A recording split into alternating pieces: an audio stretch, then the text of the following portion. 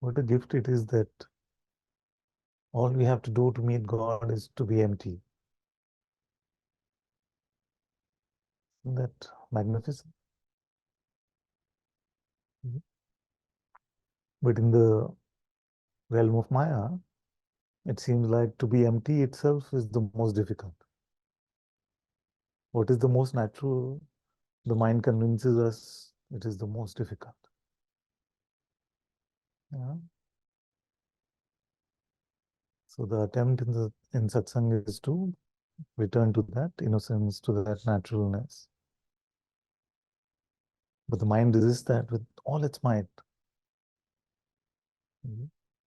It wants to make something special out of us, something better out of us. And we miss the opportunity to just remain empty in God's presence.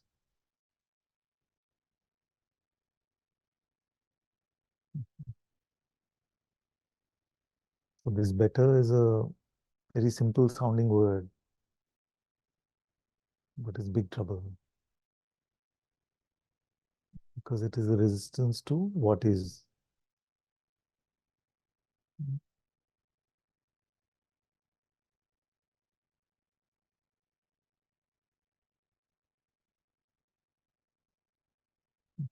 How would it be if something happened in this world and everyone could naturally just be empty and live in God's presence?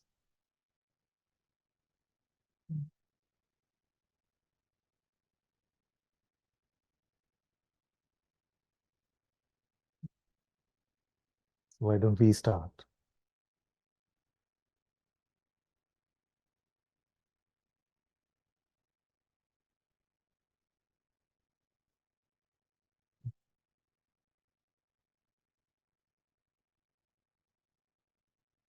Some faith is needed because this seems very real, it seems very important. And that which your heart is showing you seems just like a tiny part of our life at best.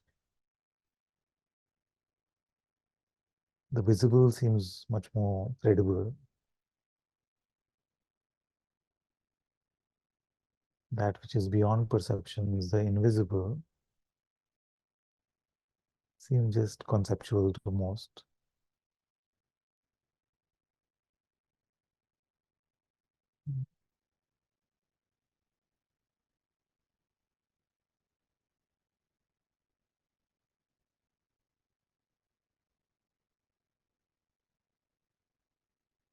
So faith is to trust that which is beyond perceptions, that which you know through your heart, in your heart. Mhm.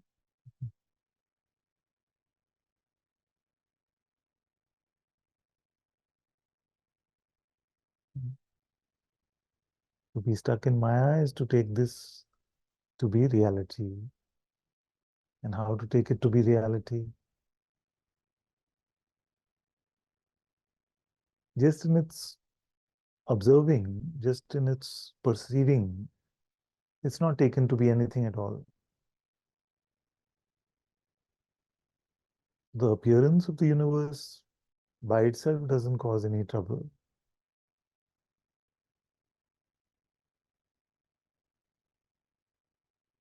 The universe is here being perceived.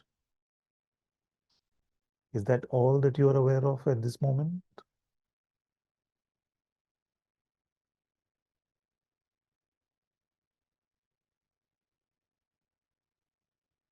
What else is there? And is to be aware of equal to perceiving?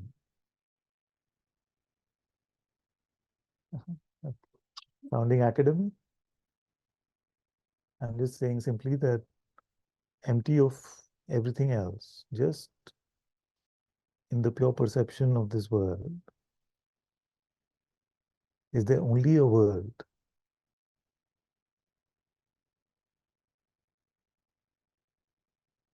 You are also there as the observer of it. Very good. And that observer itself, what quality does it have? Yeah? Oh, yes, but what attribute does it have? Color, shape, size, location. Does it have? And who is that observer? You are. Then how come all our problems are not about that one?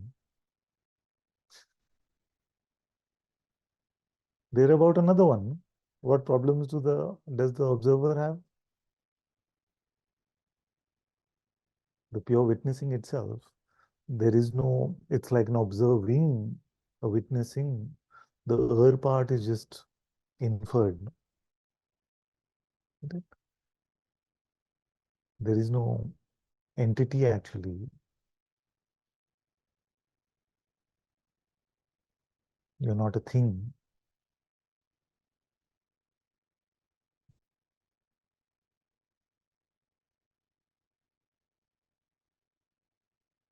So is that witnessing apparent to you effortlessly? And is it also apparent that it is you that is witnessing? How many have lost me? I want to focus on those first. Huh? What is the question? How many have forgotten the question? Huh? Huh?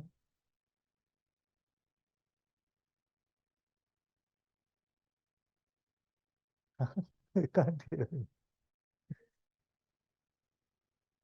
Huh? So, in pure perception, is there only a world? No. There is also that which witnesses the world. Who is that?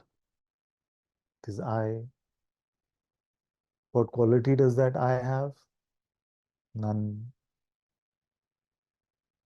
Therefore, can that which is empty of any constructs, any qualities, have any suffering, any problems? No. So is all of this conceptual or it's apparent, what I'm saying? It's apparent. Okay. Yeah. Apparent? No. So this is where we'll start with focusing today. So how many of you feel like it's not so apparent? Like it sounds correct, but is it really like that? Good to uh, say it so that we can really focus on that a bit. So it's really simple what I'm saying. Really.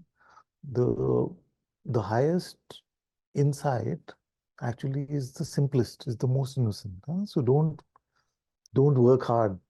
In fact, don't work at all to try and meet what I'm saying. Just allow it to unfold in some way. You see? So you're perceiving this world around you. Yes, you're perceiving it. No? Now, that which perceives it, is it also included in the world? Are you perceiving that also? That which perceives it? So don't worry. Is it intimidating, this kind of question? Or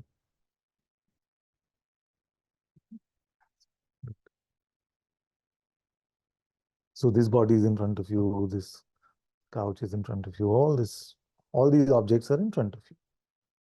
Now that which is witnessing all of these objects, is that also in front of you? No, isn't it? So where is that one that is witnessing all of this?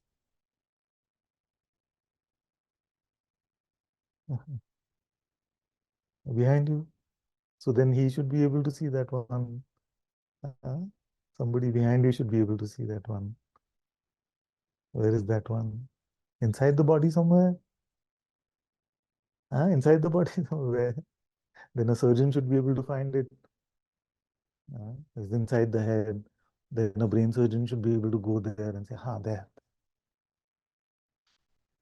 The one that is witnessing all of this, where is that? Not there? Everywhere? Here? Yeah, everywhere like that. Where is it? The everywhereness of it. Is it spatial like this? That I'm swimming in that witnessing? Is it like that? In a way, in a way. But we'll come to that. But first, can we agree that this is a very important question to check on? It's a very important question to check, because we say, I am witnessing all of this, but where are we witnessing all of this from? Are we included in the world perception, the world of perceptions, or are we outside of it? Outside of it? But what is outside of the universe? Before the concept of space. It is, or you are? You are. That's a big thing to say. And she's sounding very scared. And she's looking very scared hearing that. Could it be like this? Yeah, could it be like this? I'm just little old me. This body is how I was born. I had a name. I've grown up. I went to this school. I have parents. I have family. Now you're saying that I'm witnessing this universe from outside the universe. That sounds crazy. Is it crazy or is it true? Yeah. Now the way I framed that question, it's crazy and true. Or just crazy.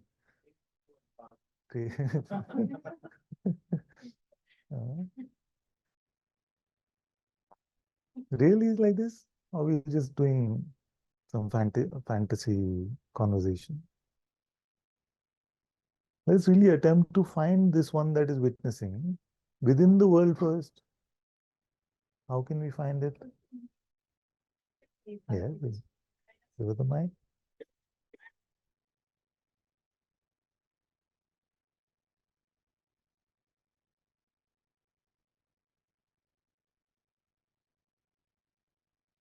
Yeah. So when you guide us like this,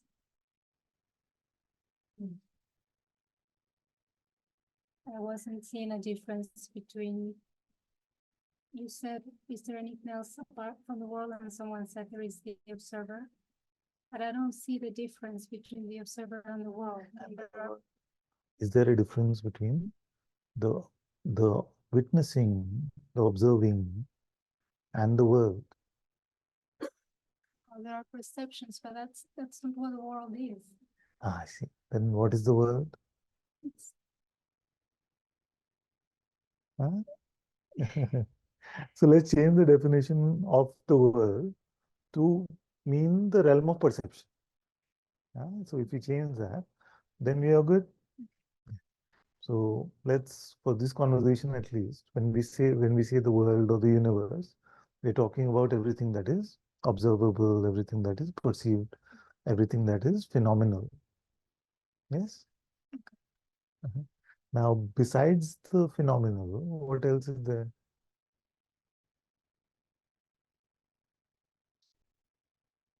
Consciousness, okay. And who is aware that even of this consciousness? You are.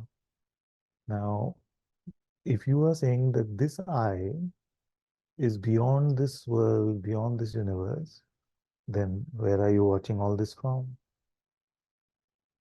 But where would place us in time? What places in time and space? So are you saying that you're not in time and space? People are going to start running from this room.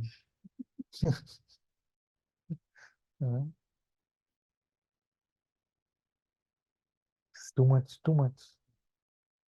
Am I not experiencing it through this entity of the experience, even if it is beyond time and space? It is being experienced through me. Okay. Me in the small me isn't. Okay. So we'll come to that. But where are you actually? That's beyond X, Y, Z, and T. Huh? That's beyond the dimension. Beyond at least the 4. Yeah. Huh? Yeah. X, Y, Z. I like that. Huh? Beyond at least these 4 dimensions. So it's in the 5th. Somewhere which I don't know. Yeah. So you don't know because you're not aware of that one, or you don't know because the mind doesn't have terms for it? Yeah, the second one for sure. Because we don't know actually. But we can't put that knowledge in words. It is ineffable.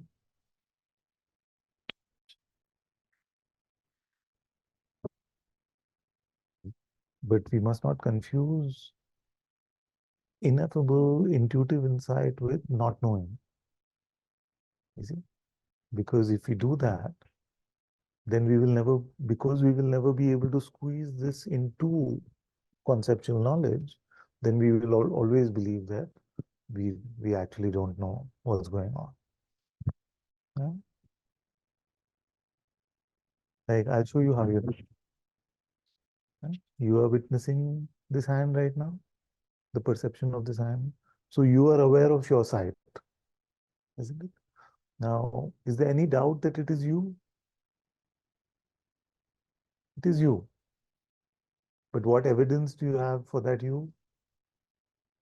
Does it have your name? Was it born in the year you say I was born? No?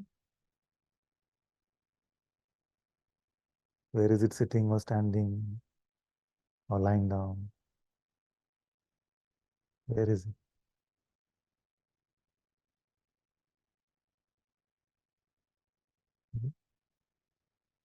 Could it be that it's merely a functioning of the brain that is aware, and we are calling it I? Why would you reduce yourself to just a mere function of the brain, which is a witnessing?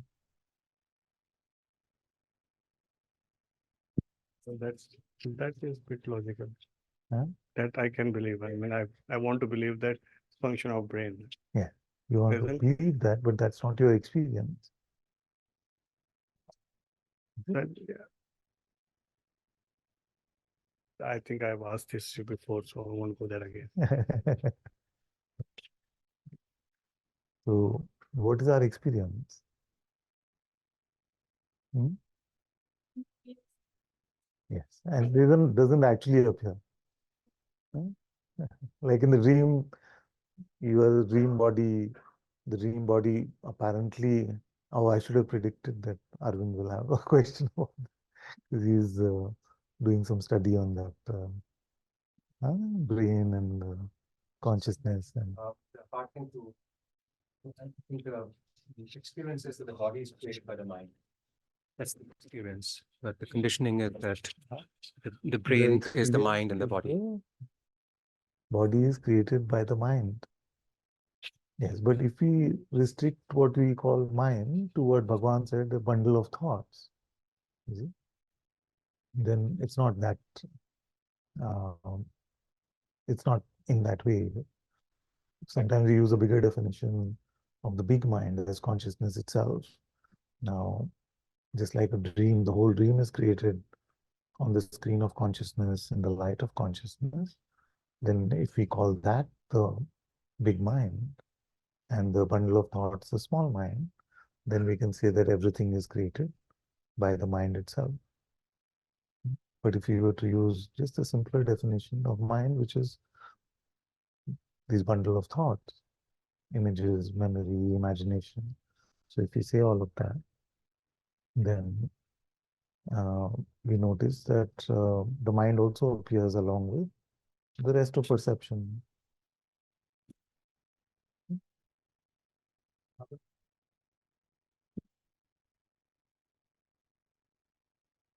When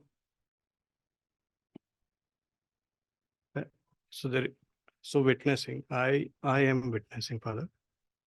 I am witnessing, and then I start believing in thoughts. Is it the same I? Is it the same both? There's the I as awareness, which is the pure witnessing of all of this. Then within that, there's a sense of being, a sense of existence. I amness. So I am, I exist. That existence, that sense of existence is consciousness. Is it? So to say I am is equal to saying I am conscious. So I am, I exist. Now within consciousness, this play of perceptions appears. One of the perceptions are thoughts. So this I amness has the power to give attention and belief to thoughts. Before the being appears in deep sleep state, there is no attention or belief. When I am witnessing, Yeah. I can still see the thoughts. But when I am lost in thoughts, I can't see the witness. When you're lost, yes, when you're in under the hypnosis of thought, that which is aware of this whole world of perception seems to be not real, not here, not apparent. Can we say that the consciousness is consumed in thinking and is occupied in thinking, and that's why the I amness is not witnessing? The I should always be there, Father. If that witnessing cannot stop. You see, but that you are that, and that let's call it functioning for a moment, doesn't seem to be apparent to us anymore in that hypnosis of the thoughts. so, apparent. Because if you say, even if you say, I'm not aware, what are you actually saying? You're saying that I'm aware that I'm not aware. So important thing is, so witnessing is always there. Awareness is always there. Being aware of awareness is only play, is it? Either I'm lost or I'm aware. Either you're lost in thought, or Yeah. it is apparent to you that you are this awareness. Then I amness is becoming greater than I. Right? I am is becoming greater than I, isn't it? Because I am can go to consciousness or I am can go to witness. So look at it as the portal, where once, so I is the unchanging, nothing ever happened to it. Nothing therefore has ever happened ever to anyone, and there is no anyone for anything to ever happen to. So that is your true nature is awareness itself. Now, through your intelligence, you exist. Why you decided to exist or not exist, all that nobody can answer. We can call it Maya, Leela, Chidavilasa, whatever you want to call it, you can call it. So, but there's a consciousness that takes birth within your self, within your reality. So that now, when consciousness appears, there's a light which is a projective light, and there is a screen which is itself. So it plays this game of projecting these universes on top of itself. Yeah? Now, it has the ability to give attention and belief like that. You see? So it plays as if it is forgetting its own source when it gives identity, when it identifies with the world play of Maya. When it doesn't identify with the world play, then its own reality, its own self is more apparent to it.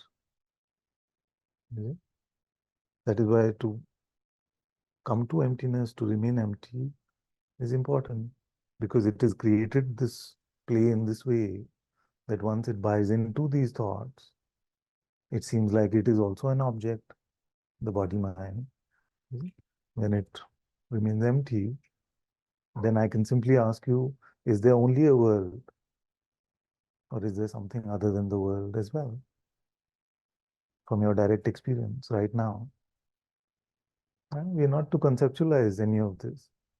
right now, is there only the realm of perception, or is there something else as well? Yeah. Sorry. So the consciousness, in a way, I can it's looking outward is Maya, and if it looks back, it's In a way, and but not through the process of looking itself, because that would just be attention. It has to look and identify. so when it is pure witness, even the consciousness doesn't exist. Yeah, in sleep state. The ultimate goal would be not even consciousness. I mean, For not goal. I mean, not let me use these words, Father, but when you yours in your state and enlightenment, it's only awareness, not even conscious. No, it's not like that. In the sense that it's like the hand is closed or it is open. It is still the hand only. Okay. As long as you're not believing the shadow puppetry to be reality. It's there, but it's not there because you're So the shadow puppetry is like the projection, Maya, Leela, whatever you call it. So as long as you don't say, oh, the goose is real and the king is real, which are just projections or shadows of the hand. And you take the hand, whether it is like this, which is just empty of all being, not being, of all attributes, or it is open, it is playing as if it exists, there is existence, there is being, there is consciousness. It's still the same I. That's why I am. It is not, when am comes, it doesn't become you are. one step behind the perceptions. Even I am is one step behind it. Exactly. Because we can also say that it is I am itself which is perceiving. And so sight belongs to being, but what is aware of even sight? I am one is when you are saying that it's a beingness sense. It's God has given us portal so that connection between. You apply it to yourself instead of talking about it Yeah. as a intellectual understanding. Okay. Just taste it for yourself and let the words come from there. Is it? Yeah. Like we can have a conceptual discussion about it, but then you have books for that. You see, you can read all this in the books. So, but the point of coming here is so that we can speak from the live insight and a live insight about all of this. Yeah. 1 6 years. You go for it. You can go back and ask. No, So your first question, in addition to perception, is there anything else there? Yeah. So the experience, the aspect of experience is there. But in this experience, I'm not able to decouple the two. So both things are there. There's perception and there's the experiencer or experience. But I can't decouple them. Yes. So And it seems like just to make sure we're on the same page, that experience cannot be called sight, it cannot be called sound, taste, touch, smell, any of that. It is independent of all of those modes of perception as well. yeah, so if I cut out sight, nothing changes in that second aspect. Yes. That is still full. It's not reduced. Yeah. So that's one aspect of it. The second thing, at least why it becomes difficult sometimes is the persistence of this illusion, like you're saying, right? Like I see the same hand every morning. So this physical body seems like it's real. And the identification is gripped into that. But how do we know we see it every morning? Through that same But place. suppose this is the only moment you're seeing it, it's just a dream. Correct. I wouldn't know. You don't know. Yeah. So one thing that happened was, like, I'm sure you've also seen them. Most people must have seen them today with AI. They can show a 5-year-old girl transform into a 85-year-old woman. Yeah. And it's in an accelerated way. But every time I've looked at that, looking into that person's eyes, the immediate, not question, but awareness that comes about is everything's changing, but there's something constant. Yeah, exactly. And that is who I am. And that's easy to appreciate, like in these kinds of visualizations, but in your own body, it's this persistence Yeah. of that illusion. Yeah. And the thing is, although it's very useful to look at it that way, the thing is that it's in that kind of context, it may be better to take the whole universe as your body Yeah. instead of one Mhm. particular body. Mhm. So this whole universe transforms in time, you see, but you are that in which this universe takes birth. Ashtavakra said, you are the boundless ocean in which the arcs of the universes come and go.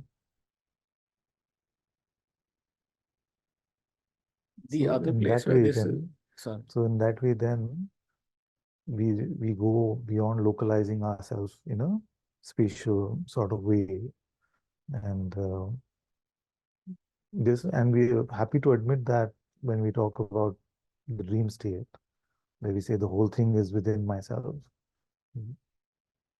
but it seems a bit radical to say that about the waking state, but it's not at all radical. It's as normal as that. So to the second question, where is this happening from? The experience, where is this observation, awareness happening from? The experience, like many people have said, it's the words that come out as it's outside space and time, but it's because of lack of the mind's ability to describe where that is. And so I feel it's a inference because I don't know any better. But I'm coming to my question is, does that matter in everything that is happening in satsang? Let's say it was a product of the brain. I feel nothing that you've said or you've made us experience hinges on whether consciousness ultimately is coming from this brain or it's universal and it's out of time and space, because I'm unable to know either way. So does it matter? In a way. Yeah. So thank you for that. So yes, so then for that to happen, then we must be under this bigger hypnosis where even our intuitive insight is actually just some programming from the brain. You see, so we have not just the mind and all that stuff, but also that which we are calling the Holy Spirit, the Sadguru presence, the light of Atma within. All of that also must be part of the programming. And can we completely negate that? We cannot. You see, we cannot.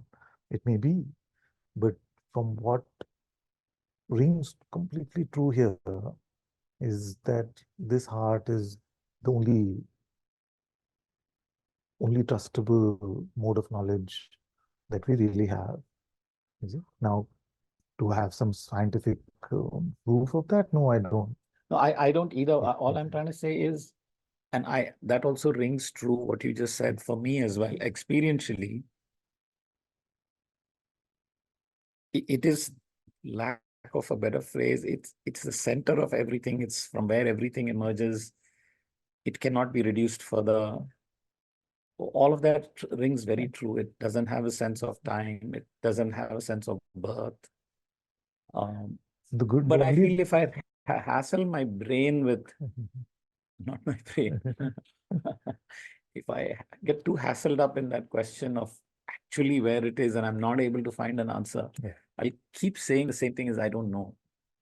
Well, in the sense that that's why often I talk about what is contemplation when we talk about contemplation in satsang. You see? Contemplation in satsang should never be a hassle. No, I didn't In the mean it. sense that, Yeah. let me elaborate on that, because it is impossible for us to be effortfully intuitive. See, that's what I mean. In the sense that when we are being intuitive, we cannot try harder to be intuitive. You see, there's no lever to press over there. When we are trying with our intellect, we may say, okay, this plus this, therefore that, and then this one said like that, so pull that in. You see, you try to juggle all those variables and your head squeezes up like that. You can do all that effort. So that can be effort.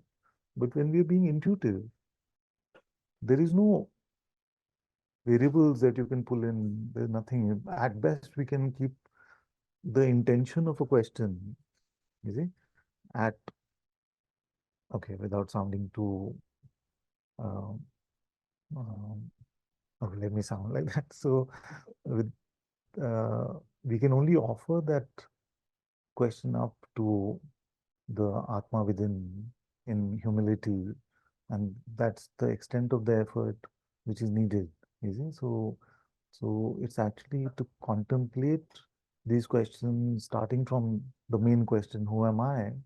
You see, downwards to where are you? Were you born? Can you die? What is love? What is music? What is truth? What is justice? All of these questions we can't really try to solve. You see, there's a whole mode of knowledge, philosophy, which is trying to solve that intellectually, conceptually, but spirituality doesn't try to solve it in the head. We just offer it up. We just carry the intention lightly with us, and we offer it up to the Atma within, to the Sadguru presence within, and the answers just seem to show up. And that's what I wanted to say, that possibly the only reassurance is that those who truly explore this across the world, across cultures, across traditions, across religions, at the core of all of it have come to the same insight. And even across the country itself, in the olden times, it was not so easy to travel from one part to the other. But sages in the north came to the same insight, sages in the south came to the same insight. And the words were different, the expression was all different. But at the core of all those who are speaking from the truth, they are offering the same insight. So either it's a really complete mass hypnosis, like the Matrix thing is happening, or there is a true mode of knowledge, which is intuition, which is the Holy Spirit within ourselves. So, Father, the experience is exactly what you said. What I meant, So, maybe okay, something else is coming, if I may Yeah. just add to that, which is to say that, so the anything that is offered as a question in satsang, what do we do with that? You see, what do we do with that? We just use one or two of them. We carry the aura of the question lightly and allow our heart to show us the answer.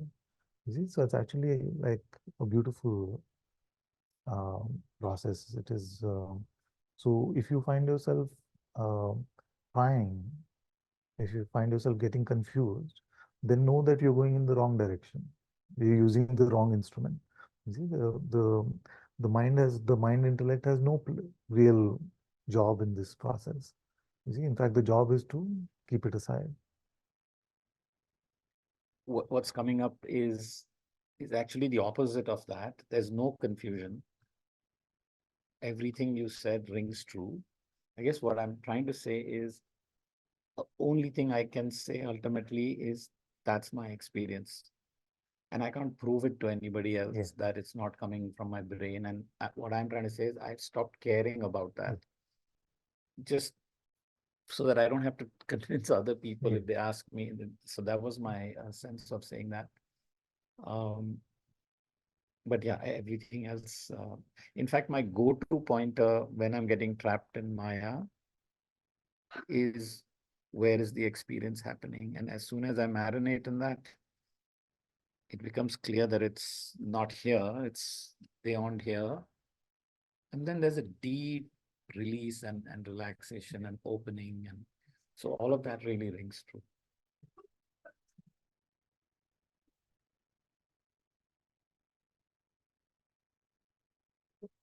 Just a little bit about the brain.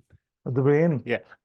So I had similar like inclinations to think about it. And then I came to know about the brain, and like you can cut it into pieces, and it's not a single entity. It is like 200 pieces, and you can remove 20 pieces and it just works. Other 20 pieces just works. So general concept of going a brain is to imagine it as a one entity which can do stuff, but it in itself is like, so that would probably answer some of this.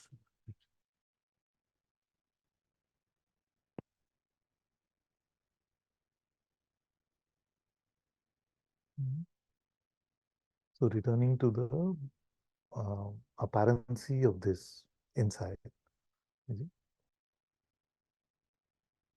So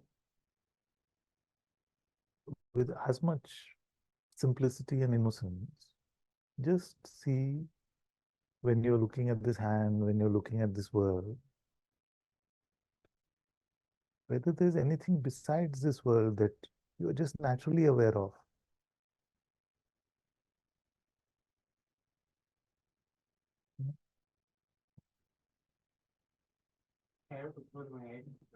Okay, try with closed eyes first. That's good. Even with eyes closed, there's a darkness that is perceived. There may be thoughts, there may be imagination, there may be sensations of the body, all perceived. Is that all? Or are you aware of something beyond all of that? And be careful not to imagine anything or visualize anything, because that visualization will be the mind's attempt to give you a sort of painting as an answer.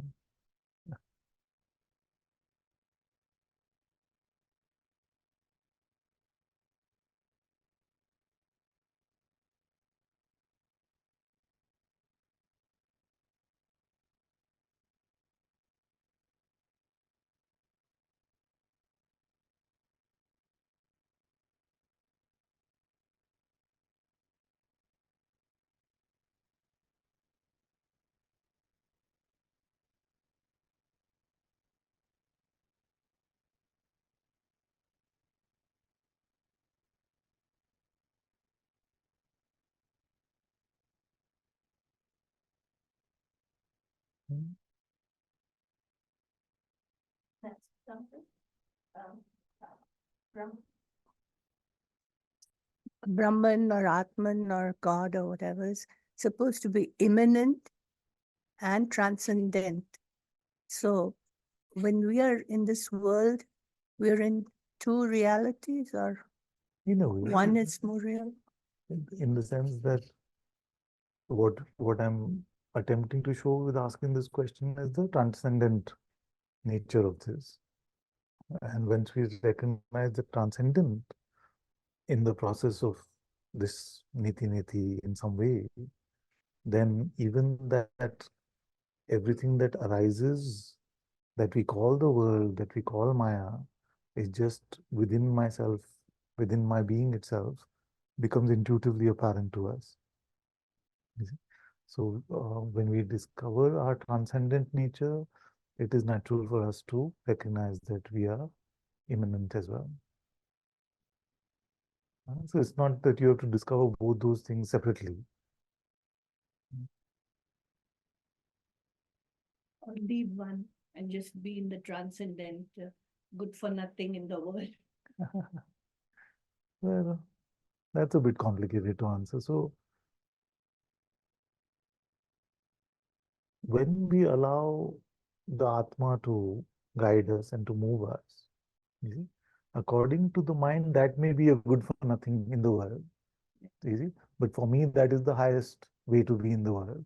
So whose judgment will we rely on for whether our life is a productive life or not? You see? So if we rely on uh, the judgment of our heart, then we would call that the most important use of a life. But if you rely on the judgment of society and all of that, then many may say, it is wasting your life. What are you doing? The reason I said this was because my Swamiji, that Dayananda, he has this whole place where he trains sannyasis. And he said once they finish the course, they're good for nothing. I mean, in this word. Yeah, in a way, that's a fun way to. In the eyes of the world, they become good for nothing. But for the world, doesn't probably realize how useful that is for the world. Mhm.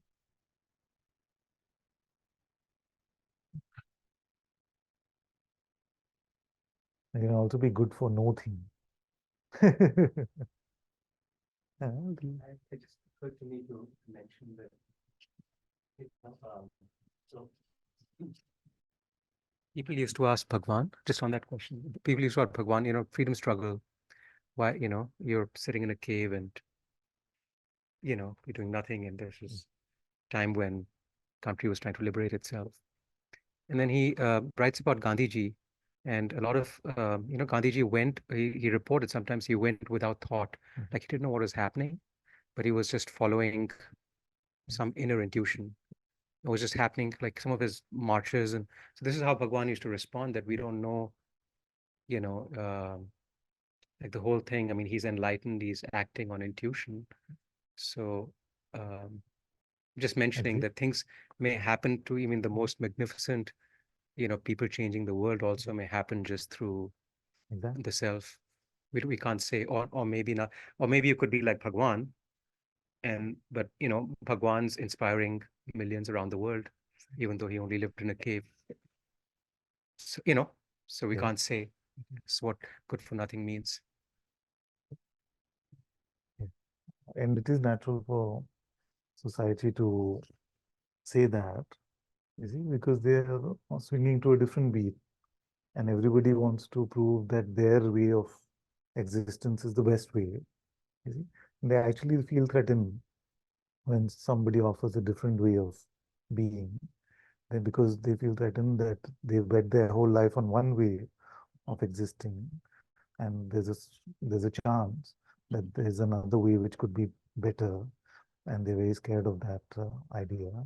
Not that we should ever say that our way of life is better, you see, because we can't actually conclude any of that, and that would be pride. But this is why uh, these kind of judgments will come our way from our families, from our friends, from most of society actually. Rather than doing a course, you just get married and put for nothing. And we don't need to do. So whether you Ask become your wife. brahmachari or married, you're good for nothing. Ask your wife.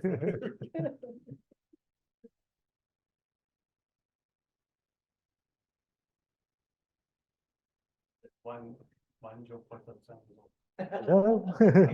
No, I enjoy the joke. Also, he used to say that all these holy people in Himalayas and the caves were praying. They're calling so much positive energy in this world, which nobody is doing. Just saying, I am, I am, I am, no? I am, I exist, I am. There's a thing that I don't need mind, I don't need a body to exist. Yes. Which was a strong belief, or which was a way of thinking that if I am the body, I'm the mind. And this is like today I felt very strongly when he said I am. So it was like, I don't need, it is not body, not the mind. And then suddenly one thought, like when he soft thought came, right, and it oscillated completely, Like a like in this thought whisper. whisper, and it's Saying? I just probably don't like that. I don't like that. I don't like, not that, but it's very simple thing, but the oscillation was like, so from that profound thing inside. through inside You're just through identifying with one thought, one thought, and it seems like you are a body mind, yeah, and you have a future, you yeah, have to plan your everything life. just You came see back all of that. in friction of second. That's it. That's how Maya works.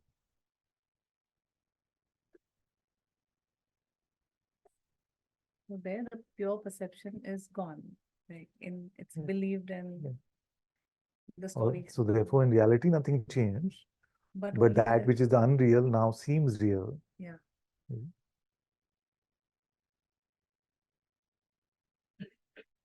So when Shankara said Maya is both real and unreal, this is what he meant. That we can take it to be reality, you see, or when we don't take it to be anything at all, it's apparent that it's unreal.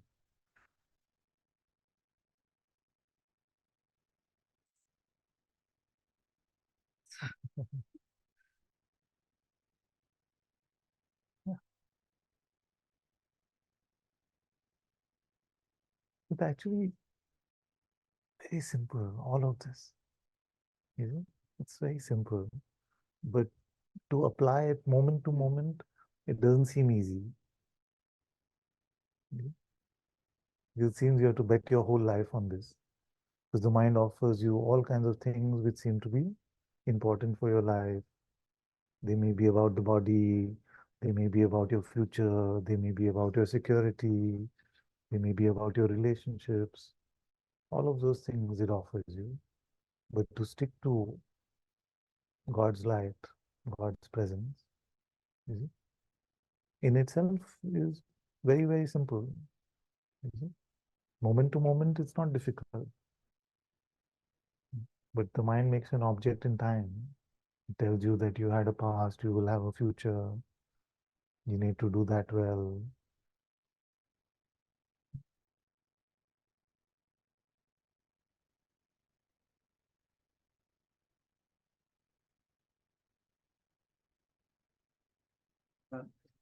Um, what still was spinning a bit here was when you said the whole universe is our body, and it seems at first it seems so enormous to say something like that, but really the experience is so. If I don't touch a single thought, then I can say that there's a body. It's really just perceptions. Yes, exactly. As it's just one screen of perceptions, and then it's somehow so clear that this is true. Yes, Exactly. but at least as soon as the tiniest thought comes in, Yes. it's just blown away. Yes, Yes. So not just you, Yeah. not just the coming of the thought, of course, but the Yeah. grasping of it. grasping. Yes, sure. So suppose the light of the projector had to claim a body for itself.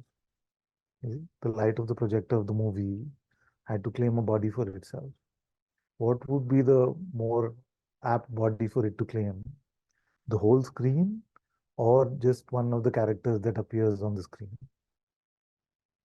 If it was to claim a physicality for itself, it is more apt to claim the whole screen.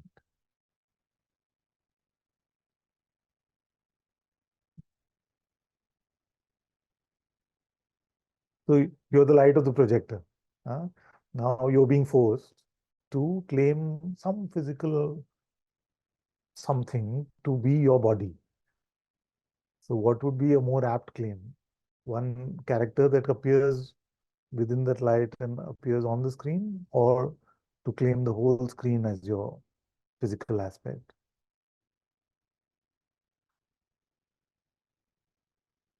Huh? We don't feel that really, we think that. Yeah. So, but what would be more apt, more accurate? Like if you had to pick between the two, you see, having the two insight is to what you are, then it would be more apt to claim that this whole world play, this whole universe, all these perceptions are my body. Why should I pick out just one set of perceptions, one set of sensations as my body?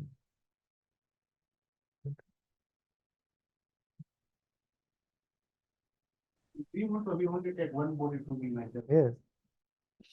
You see, but if you enlighten your dream, then you won't. Have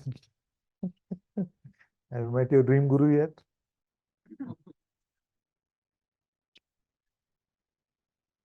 But there are times, I don't know if this is true, where you recognize that you're dreaming. Then you don't take a body to be yourself. Then you see the whole dream is just playing out. Kind of, you know, half sort of dazed sort of mode. And you're just mostly waiting for the dream to get over.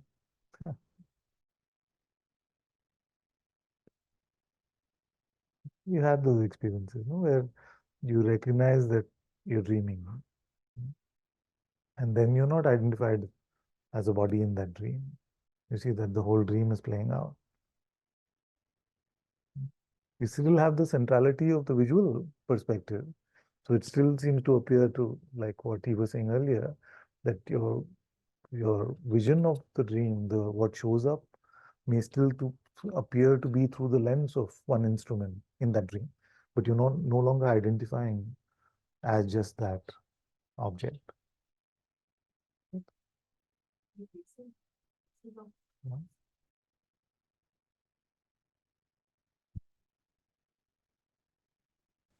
Reason of me taking myself to be this instrument is just a thought. It's just thought. Is it because I've been believing in that meme, there was like the thought, which is I find that hard to believe. Yeah. Because I think there's so much of investment in it for years. Okay, right now, take yourself to be the body without believing a thought. Yeah, I can't. You did that quick. You see? Some have said, we've had conversations, I don't know, with many of you, where you said, but the sensation, when the sensations appear, I take myself to be the body. And we say, try it. You see? Try it. Observe the sensation of pain, observe the sensation of pleasure. You still don't take yourself to be the body till you buy into a thought. And once you buy into the thought, the whole kosha of conditioning, the whole tree of conditioning is available. You see? Yeah. Yes. All tasting is happening by the being itself, by consciousness. Yeah. I am not. There is no such you to taste it. To taste something, pleasure or pain. You see that one, the taster has to exist, and the only existent is the being itself. Yeah.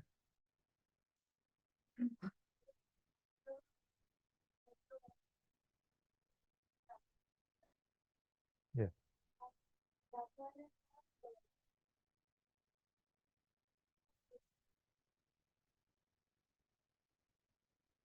The one that we take ourselves to be, the one that we are, is not tasting the dream, is not affected by the dream, cannot be attacked by the dream, cannot be hurt by the dream, but is aware of all the perceptions. So we have to clarify what we mean by taste. No? So is aware of all the perceptions, is aware of all the perceptions of sight, taste, touch, smell, all of these things.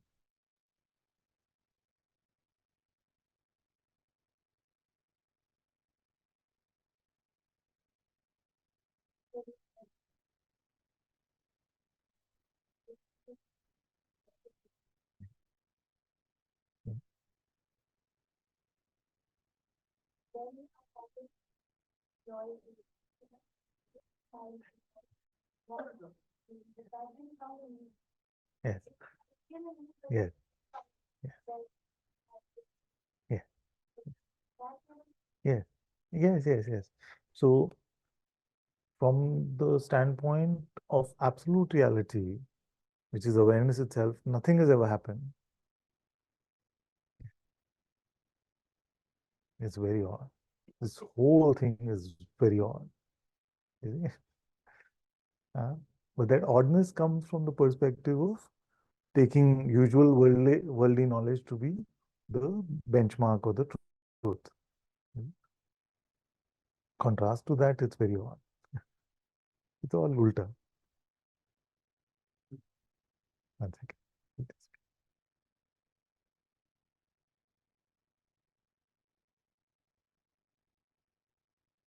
There's only one but. So Father, I fully kind of absorb and can experience what you're saying. At the same time, just want to get some guidance, because when you're contemplating yourself as observing the screen on which everything is happening, and you're the observer of the screen, all desire goes away, right? Because you're not the character, you're not invested in the character that you're seeing, right? So all desire goes away. So also decision making, I find, I can either I can whittle away everything as being redundant, like a lot of daily decisions come, and so there are these other, I would say, secondary kind of complications which kind of arise. Could be interactions with other people, even within the family, because nobody else is resonant. Again, the other thing is nobody's resonant with it. So is I thought the self is only one. This is now a duality. There's another thought. Yeah. So okay, let me answer what I heard so far. I'm lost for words, hearing myself speaking to there is- myself. When you're just empty, then all desire goes away, because desire is nothing except a thought which is believed in, no? Which says, if you had this, it would be better, or it's better if you never have this again, which is aversion, which is the same as desire, just looks the other way around. So empty of all of these thought beliefs, then you're saying that decision making, the importance, the value given to certain things which seemed so important earlier has been whittled down, it seems to be so pointless, you see. But what I would guide you is to just live in the heart instead of the mental compartment of spirituality in the head. You see, because if it becomes the mental compartment of spirituality in the head, then it can become nihilistic like that. It's like, what's the point? What's the point? All meaningless, all meaningless.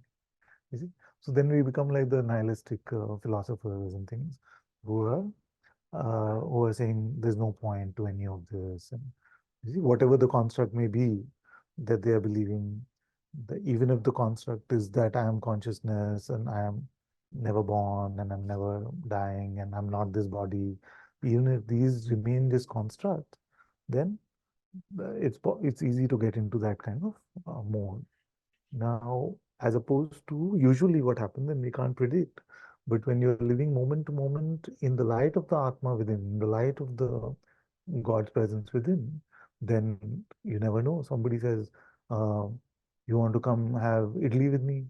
You see, so your spiritual mind may say, idli? What's that? I am that, boundless ocean in which these universes come and go. Don't talk to me about idli, like that. But your heart may say, yeah, let's go have a idli. You don't know. So we can't really predict. So just allow yourself to just move from that unpredictability of the heart. You see? Just allow yourself to move from there.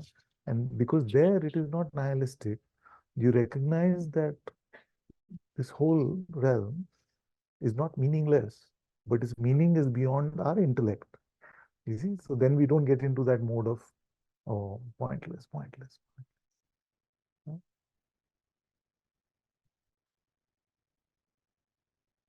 I'll offer another ridiculous example just to elaborate on that. So, for example, 2-3 years ago, I would enjoy dancing. Yeah. I could dance for 5 hours or whatever, and enjoyed it, but alcohol was required. So I went for a friend's 40th or 50th, sorry. And the dance started, and I was like, oh, I don't need to dance. Beyond all that, I wasn't saying it that clearly, Yeah. but somewhere You were that categorizing. that resistance was there. Then I asked myself, you enjoy dancing or you don't enjoy dancing? The answer was, yeah, I enjoy dancing. So I ended up dancing for 4 or 5 hours without any alcohol.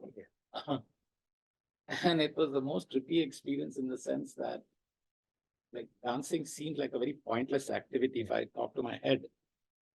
Why is the body moving? Exactly. Why does all this have to happen? What am I even getting out of it? There's no answers to any of that. But it felt amazing. Yeah. So that happened. And I'm sharing that just to understand what you're trying to communicate right now to Arvind's point. Is I was on the edge of the nihilism that what's the point of dancing? But it was a very mental, the spiritual box that you're talking about, mental spiritual box, whereas my heart enjoys dancing. Yeah. After that, I've gone in the plane, in the bathroom in the plane and gone and danced. Okay. Then I realized I'm not even dancing for anybody else. I just like dancing. Yeah. And I'm not embarrassed to even share that with friends anymore. It's like, dude, I like dancing, that's it. So what's your, Yes, you think I'm yes, crazy yes. or? No, not at all. In fact, we spoke about this briefly at the beginning, and I can elaborate on this. We cannot really enjoy music in our mind. You see, what makes music music? You see, it's the same that makes love. You see, beauty, truth. Otherwise, what is it? Somebody playing drums, some noise is being made by some instrument. Why do we enjoy it? You see, to the mind, especially to the intellectual mind, which wants like higher meaning and all of that, music seems pointless. You see, but our heart loves music, our heart loves beauty, our heart loves truth, you see, love. So, yes, these are very inherent to the play of this existence, some of these, you see, and we can't really understand, you see. So somebody who's not studied classical music, you make them hear a Bach tune, even the Bach tune without understanding, especially without understanding, it'll have a deeper effect on you. You make them see a beautiful painting, it has an effect on you beyond the mind intellect. You see. So the guidance, because these doubts show up, Yeah. right? The spiritual box that you said, I've just been trying to follow what you said some time back, is if it keeps you open and empty, Yes. and the me is not arising in that activity, it's kind of just do it. Yeah.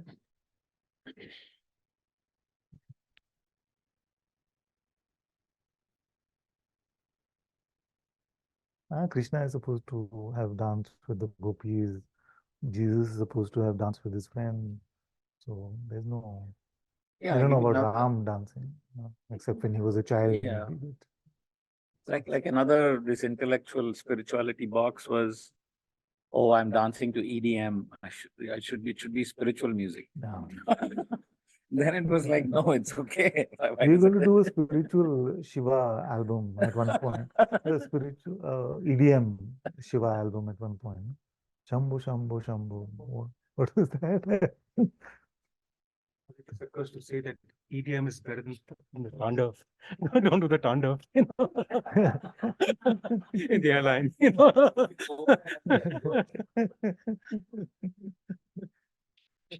So other like earlier intellectual me would think that prayers and all such a stupid thing. People walking and going to temple. No, everything is. Who am I to judge? It's really, Exactly. and it's not only for us, for everything is like that now.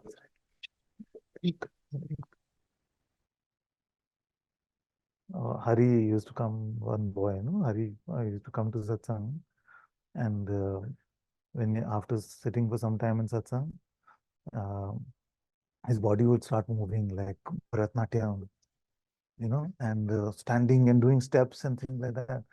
And it was just like, and he never learned, never learned any of that. And the movements used to look very perfect, actually. He was so good. and it would happen very often, you know. And he could not have faked it. Like if he tried to dance like that, he could never do it. So when you become empty, you don't know how it's going to work. So that's scary for Naresh.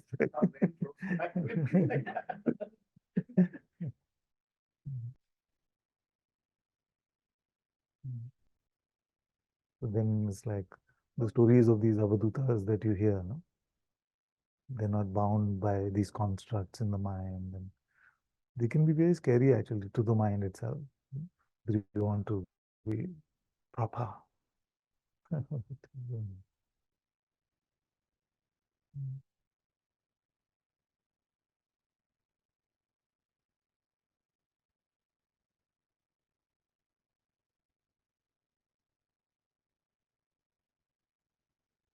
Like experientially, since alcohol was not required,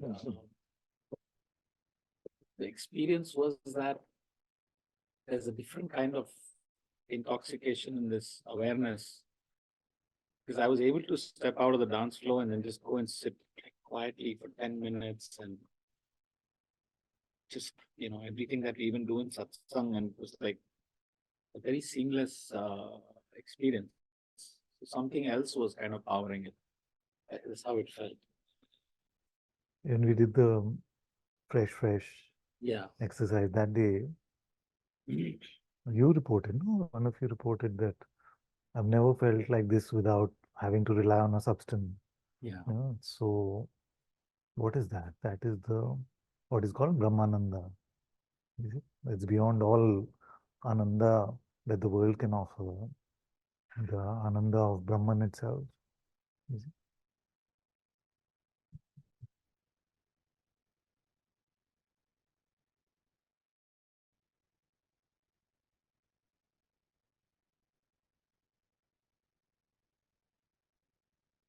That's why you see these. That's why you see these sages. Like you look at a lot of Papaji videos, and he's having a serious conversation with someone, but he's just laughing. And I first started watching them, I used to wonder, what is he laughing at? Why is he laughing?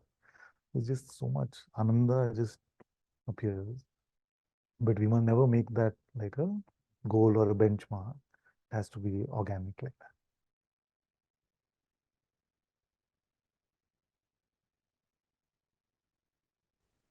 Yesterday, when you told me that if at all you want to doubt, you should doubt from the heart, not from the mind. Yeah. So, can it be like if I inquire into something, would that also be considered as a doubt from the heart? Yeah, that's yes, in a way that is what contemplation means. So in the sense that we were talking about something, and I said that we must, like, my intention is to say that we must shift to the heart completely, and then even if a doubt has to come, let it come from the heart. So when you ask a question, who am I? Then you can ask, you can bring it to your heart and stay there. But really, I was saying that we must not try to solve or resolve over here. We've lived there long enough. We just have to be in the heart. And even if you want to doubt or say no, no, yes, yes, whatever, let it come from the heart. Beautiful. Because the doubts and questions are always Yeah. Yeah. space. So then we can just go to our heart and say, is there a doubt there also? Is this true there also? Because the doubts can seem very true, no? But now you have access to intuition, you have access to the Sadguru presence within. So if it is true, it must be true there also.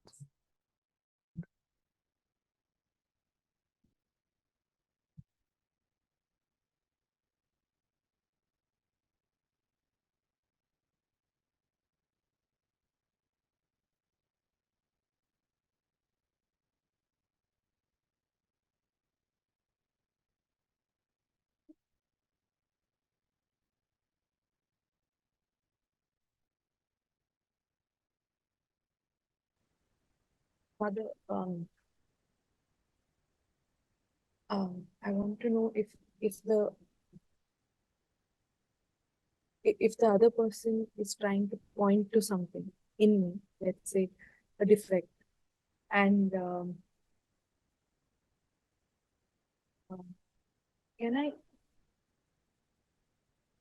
and it's truly coming from the heart, can I still be poked by it? What can get poked is what we must see. Right? So let's first not worry about the outer circumstances, whether another is coming from the heart or coming from the mind, wherever they're coming from. What is the process that we are calling poking? Yeah, what is that? How to get poked? How to get poked? Yeah. Suppose you were to try and poke me. How would you do it? By attacking your Yes. belief? Yes, attacking belief, persona, identity in some ways, isn't it? That I take myself to be a good person, suppose, and you say, Father, you're actually, I've seen you now for 5, 6 years, and you're actually a terrible person. No? So then, no, I'm like that. So then that may be a poke. You see? So, but is it possible to poke that which is not a belief that I carry about myself? So I'm empty as space. Now poke me. Not possible. So then when the process of poking happens, then it's not so important to judge what the other's intention was, where they are coming from, what they meant to do. What is it that still continues to be here that can be poked? We must, in a way, I know it's difficult in that moment, but at least after a few moments, we must take it as a gift from God to say, thank you, God, for showing me this. You see, because I had a blind spot. I was not aware that this thing still is there in the remote control of the ego, which can press that button and pokes me. No? So we must look at that at some point. It may not be immediate, but start to look at that as a gift and to say, okay, now what pokes? Which identity is the most poked one? Is it?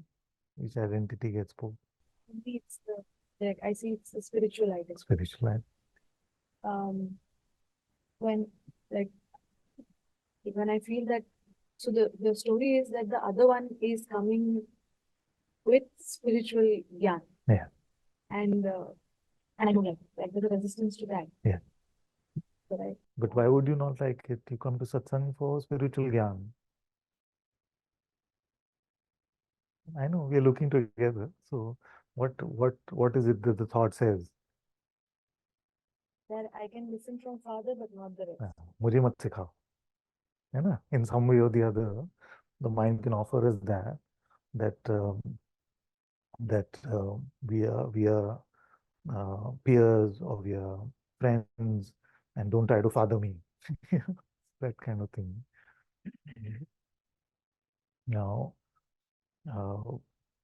how to deal with these situations? Of course, the obvious answer is to allow your heart to move you, allow your heart to guide you, but also that it's very important that we must never make it about another person. We must never make it personal, which is what the mind wants us to do immediately. So, we've known each other, say, 4, 5 years, and the nature of the mind is if I say something, even in jest, that whatever, something that pokes, the mind will say what? It will not say, okay, this uh, habit is there or this error exists for this one, and he's misreading and falling for that trap, and I should help him get over that trap because he's my brother. Then I should help him get over that. It will be, he is like that only. He always does this only. See? So it moves it beyond the error into the person. See? And then when we take another to be personal, what do we take ourselves to be? It is not possible to take another to be person without taking yourself to be a person. You see? Then who is one? The mind is one. You see? As opposed to that, if you say, I notice with the Sangha sister, with father, whoever, there's a particular tendency which seems to me in my heart, or even my intellect is telling me that it seems to me that it is like in this way. So I will not, I don't want to let my brother, sister, father not notice that tendency, and maybe that is blocking them from living truly in God's presence all the time. So how can I serve them? How can I be in service to them so that I can point out the error without making it about you are a bad person or you are a person like this? Right now, in the same conversation, you changed it from being about something poking me to me pointing it out. As Yes. So how do we then have these engagements? How do we have conversations which are truly heartfelt, you see, and truly constructive, and not just like just happy, and not really pointing out, not really being brotherly, sisterly as a sangha, because everybody's saying, let me not say bad things, let me not say things which could cause conflict, you see. But but we have to notice the tendency to make it about the person rather than about the error itself. You see? So, and once we make it about the person, we are taking ourselves to be an affected person because of that. Sin and sinner. Yes.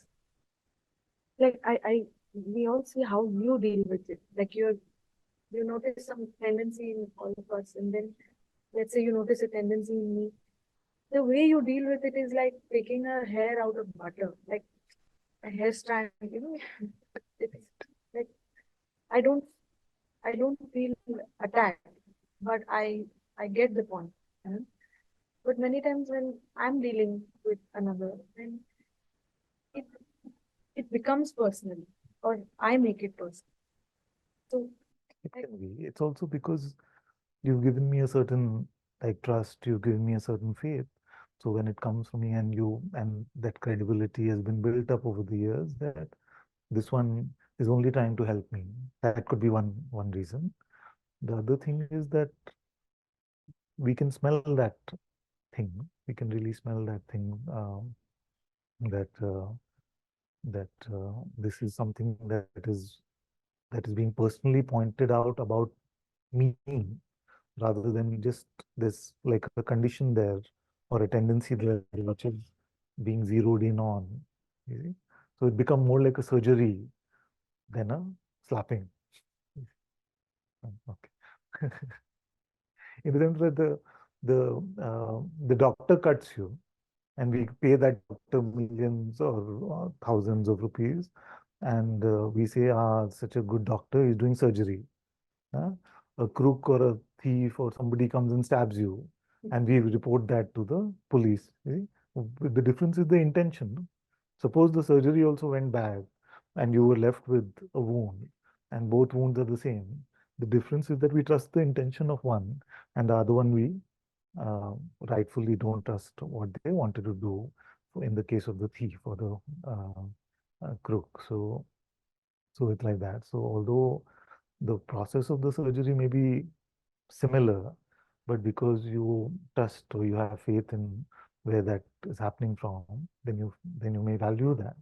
But if the same thing is happening from a friend or a peer or a youngster, maybe, then we feel like, who are you to tell me like that? It's easier to take that as an attack. Yeah. Yeah. That which resists is the ego, which is the same as the me.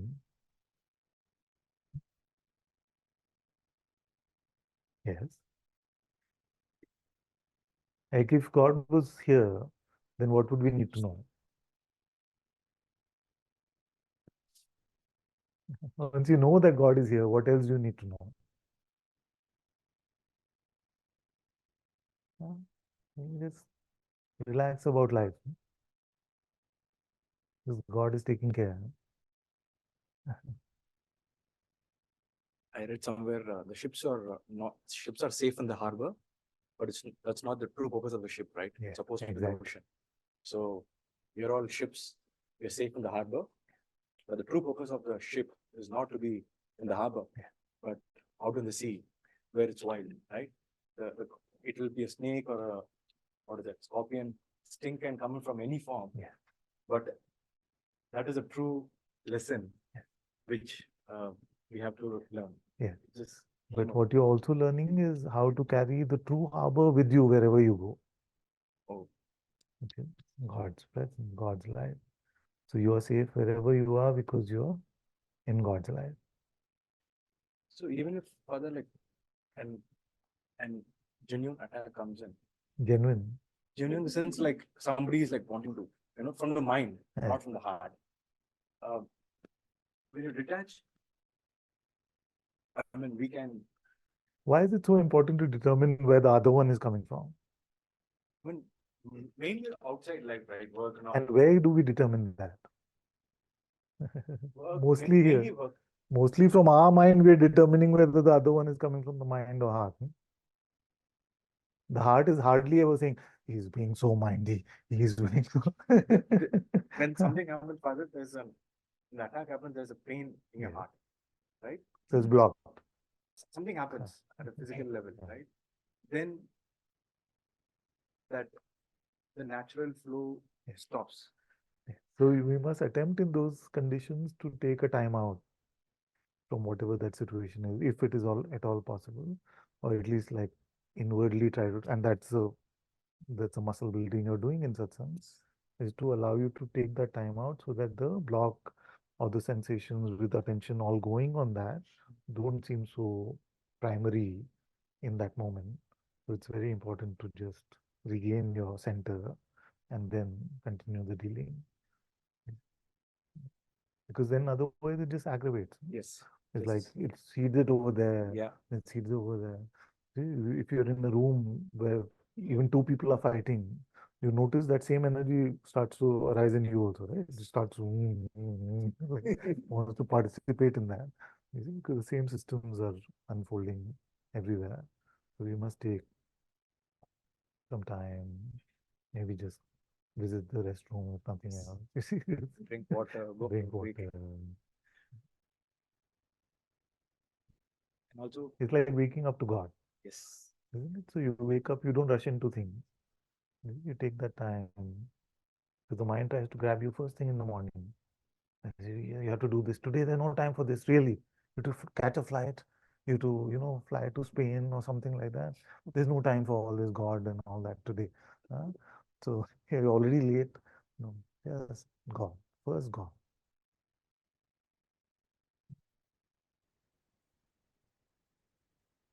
when in this simulation, even there are some instances where I wanted a break. I want to escape for a moment to artificially create a break, but I was cornered, like because it was obvious setup. So, I mean, only that time a thought about you, right, or the practice which you've been doing really helps, but it's not easy as I can say, but it requires a lot of effort. Okay. And just write it off in the balance sheet of life. If you keep dwelling on that, then that moment itself seems to expand into a longer time. Just quickly return to God's light, God's presence. So you mentioned that if one has to follow this and it's becoming like too much, maybe to follow and understand, then that's a mind activity. If it's just naturally. If you have to try, if you have to make an effort, then it is a mental sort of attempt. Just drop it. Yeah, just stop it. If it doesn't make sense, also just Yes. leave it. Especially when it doesn't make sense. Like, how do we inquire, for example? So we ask ourselves, who am I? But it won't help if you say, who am I? But who am I? What? You see, it's only going to become more dramatic and no outcome will come out of that. You see, so it's like, I'm really doing the inquiry hard. You can't do it that way. So we at best just say, who am I?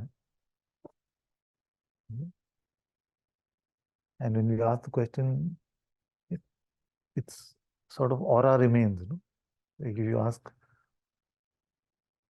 where am I from? Oh, can I die? You see, it's remains like that. So, like that.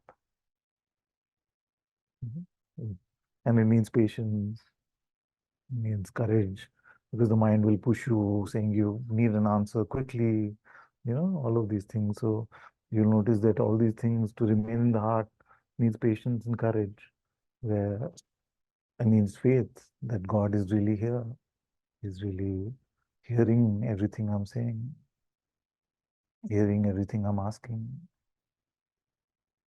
and that He loves me, and He's not going to abandon me to fend for myself. So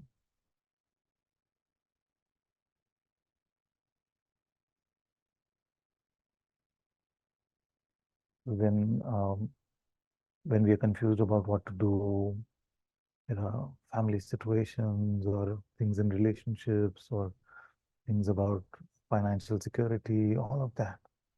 See, what should I do? We don't have the answer. We need to just wait. We just need to be patient with our heart.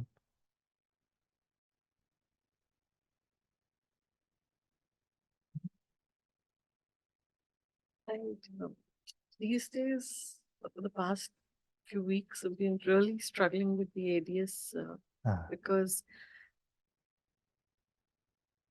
it takes me a good 45 minutes to an hour to just even get through 10 cycles of saying it. What happens? So you start with, then you breathe out, then why does it take an hour? Or what happens? Because You get, I just, yeah. And it's also become where at some point I started noticing that between the first and the second time I'm saying it itself, I'm getting lost. So now there is something suggesting saying that, okay, so the second one is coming up and let's see, are you going to be able to stick with it, or are you going to? oh, already after the Already, first, it's already trying to stick you. Okay. And when you started, it was easier. Yes. It happens that there can be almost, that is what happened here, was that there would be a sense of boredom, there would be a sense of maybe this is not right, you know, this kind of thing. When I first started chanting and things like that, then I talked about how inconsistent I was in every practice and those things. So it can be like this. But if you were to just have that sort of intention that I'll stay with it, then it'll lose its power to keep pulling you out. So usually it goes like that. It starts off very well because it feels somewhere in these ancient mantras, these ancient beautiful words, there's some beautiful energy, some beautiful things we experience. But after a while, it seems ho hum, you know, like that. Not so hum, but ho hum. So, but then once we get over that, then it truly then goes to your heart. So I would really suggest just go with it, and it'll get easier and easier. The mind will resist it, and this time especially, it may say try a different mantra. It may say try do this. It'll give you different things to try to get you off track. After doing it, just for fraction of a second, I mean, I just want to quantify time there. It's just an absence of thoughts that can stay, and that's it. So when you say, can you be in God's presence, or can you feel God's presence? Yes. So that momentary absence of thoughts is like a samadhi. It is the goal of the practice in some sense, and that period may. So, but am I like, am I fixating too much on the word presence then? If Am I you come into waiting? being empty in that way, then don't worry about presence. Because there's nothing, I mean, besides being empty, we can't do anything to taste the present. That's good.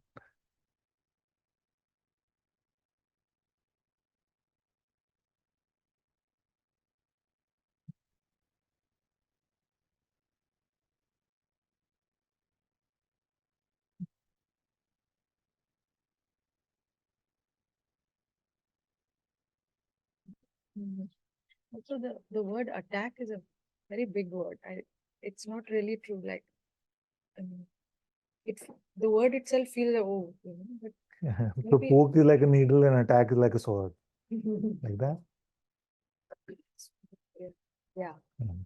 So maybe a milder word Yeah. would be more helpful. Yeah. Because when the other one is saying something, it's not truly an attack, but what's the milder word for attack? Yeah. Poke. Poke. That's what I'm saying. So poke would be like a minor implement, and attack would be gada. Hanuman ji ki gada. So you're saying that, yeah, See? that it can only poke the identity that Isn't it? I have built. Yes. What can get poked? How do I poke this space in this room? And you are that in which this space appears. How to poke that? Huh? So now I see that there's a spiritual identity that is getting poked. Now, what do I do? Yes. So what is it? What is the crux of that identity? What is the message in that?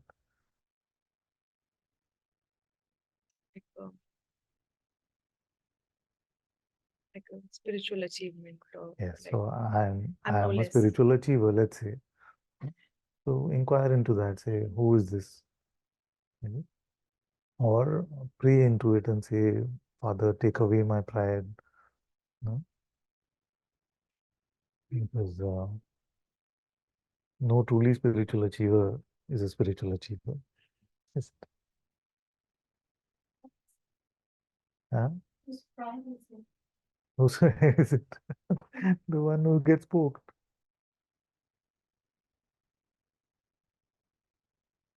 Whose pride?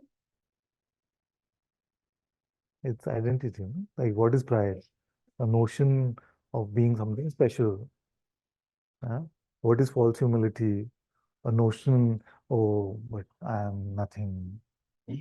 What is true humility? Just a heartfelt recognition that all that is good comes from God. A good question to ask who is proud. Yes. It's not Any conscious. who question is good.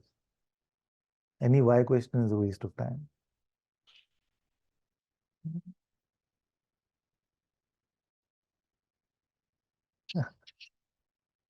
Yeah, I was seeing pride before here. And then I went to that question, who's proud? And I wanted to ask you whether that was a good question to ask because it was confusing here whether it was consciousness or something else that was being proud. In the sense, It felt like who picks up identity? it felt like consciousness. Because obviously, because only the existent can. Like, what can this cat do? Mm. That which doesn't exist can't do. So even to identify has to be consciousness itself. Yes. Okay. There's nobody else. Like, what is option two? It could be consciousness or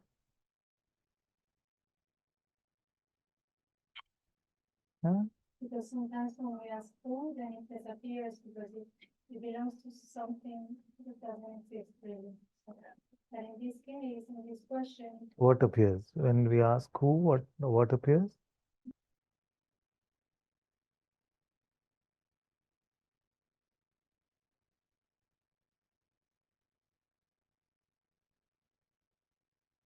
and not right now, so it's Hmm. difficult to clarify. Yeah. At the time it's so different and I require.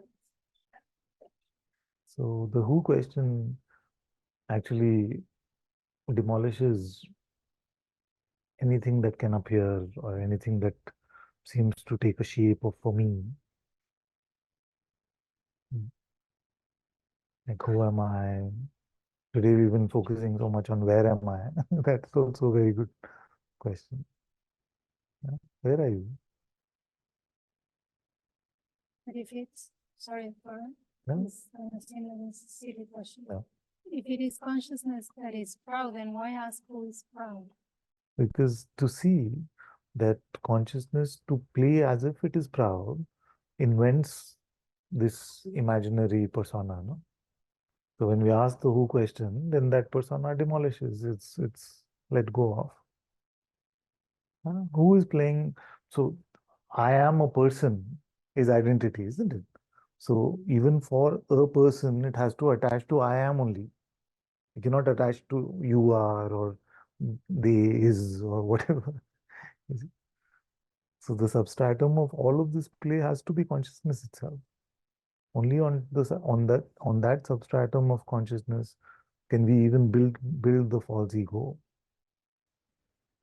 So the question of every who will always be going back to being who we are.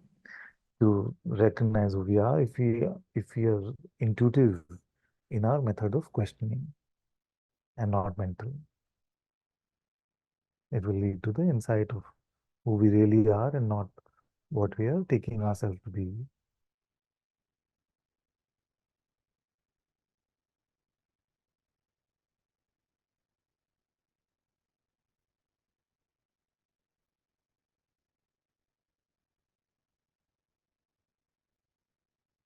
I hope we're solving some big problem like world peace or something like that.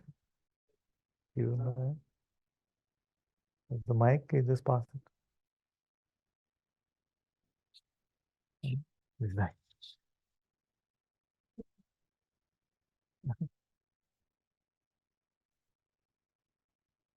It's same old thing. Like last week, I didn't come to Satsang. I was stuck with my work, and I do remember evenings when I'm just sitting idle, and I have the sense of turning inward, but I couldn't do it. And Radhama sent me a message, I mean a video, and I was sure that it is something about God, and I couldn't open it. Yeah. So last entire week just went like that. Now I'm just trying to analyze that, and then I'm like thinking, I can't do anything when I'm at that. Yeah. I cannot analyze it. Yeah. It's just that I can be with God now. Exactly. And let's face it when that happens. So I was just going through that. Yes, exactly. So those are what I call write-offs, no? It's lost time. Forget it. Now don't lose more time on that.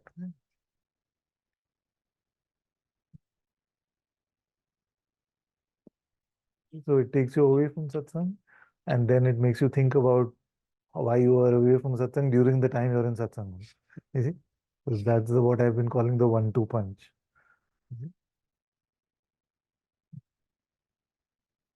So what do you think about it now?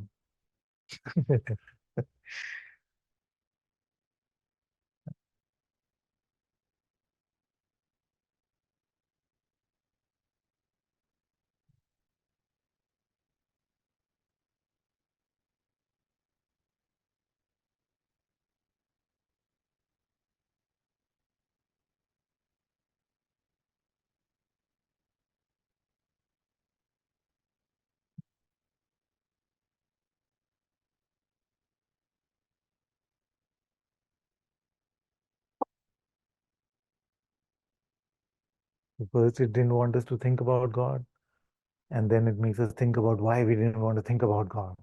Still not thinking about God. And thinking is, of course, being used loosely there.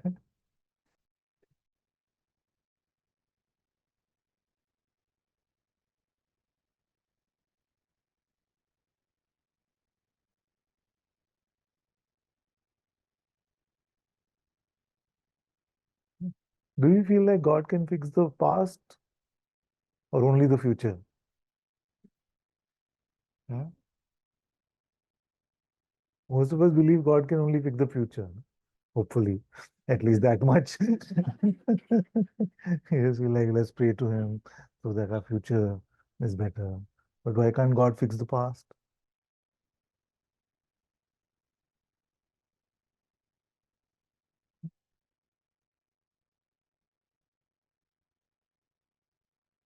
God is not stuck in that X, Y, Z and T. Ah.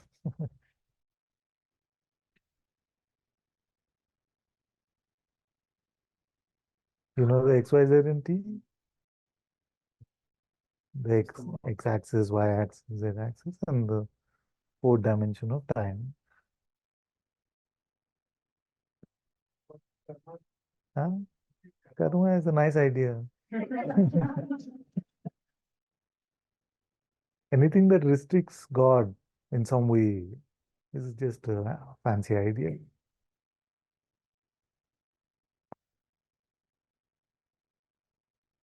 So because we cannot fathom the depth of God's justice and His ways, we found a provisional replacement for His justice. When He's there, then we don't need to make a system. He's just, all notion of justice also comes from Him only in our heart. How do we expect life to be just? Because it is universally present in our heart.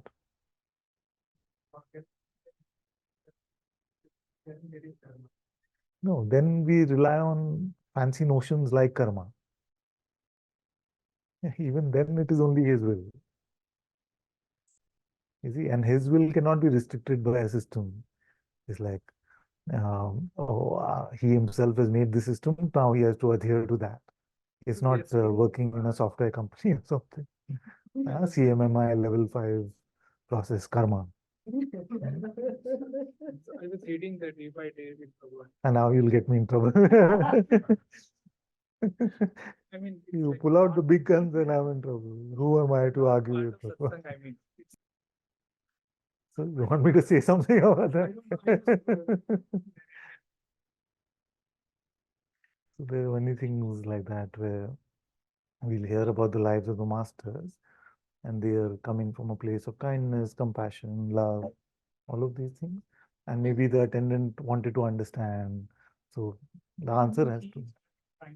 Yes, yes, it's natural, no? That you feel that you hurt a tiny innocent bird. So in your compassion, in your kindness, I don't feel like you would have cried from the fear that, oh, I have this bad karma, so I'll have to. I don't feel like, from whatever I've heard or whatever I feel about Bhagwan, I don't feel like, in fact, he would be one who would say, give me all the karma, give me the world's karma and let it be, let it afflict this body.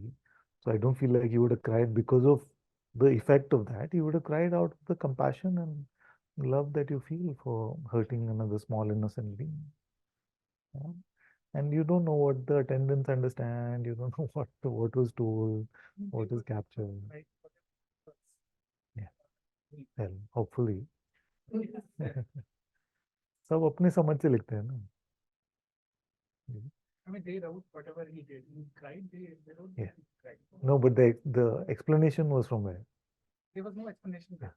It's just an incident. Was that he cried because of that karma of taking and all of that?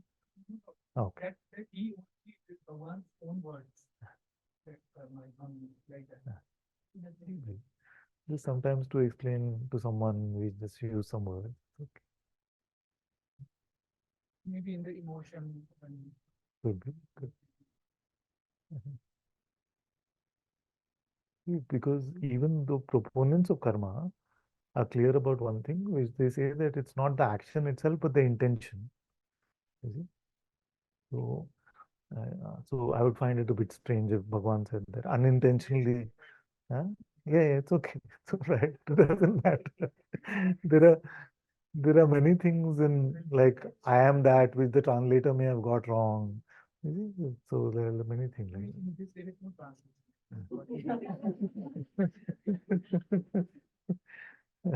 yeah, I will never say that Bhagwan was wrong. I will always say, okay, if he has said then this stupid boy has to be wrong. So, But it is said very clearly the whole waking state should be taken as a dream. Yeah. It's difficult that you would identify him so much to something. well, also it's true that like all masters have said everything. And-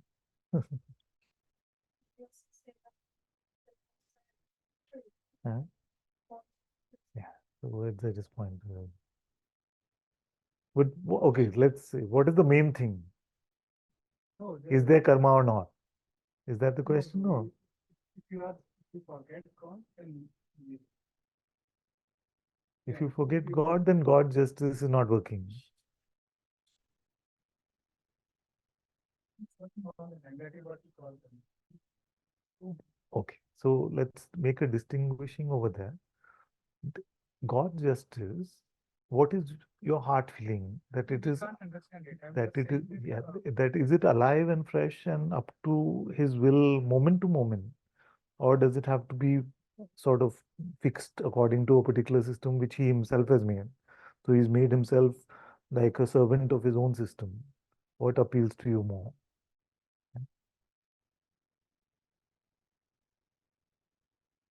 So that's why I'm saying that in my exploration, in my contemplation, it seems like a very